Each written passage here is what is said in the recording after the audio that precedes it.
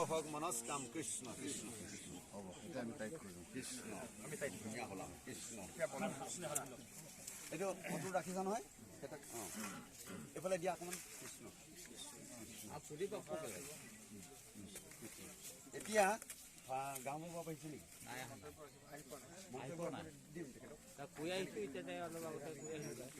এতিয়া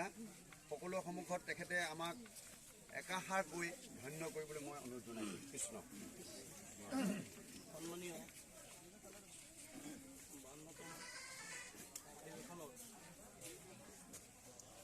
অংশগ্ৰহণ কৰা বিভিন্ন জিলাৰ পৰা অহা সকলোখন ব্যক্তিত মানে অনুষ্ঠিত কৰা এই অনুষ্ঠানত বিষয়ববীয়া তথা মাননীয় সদস্যসকল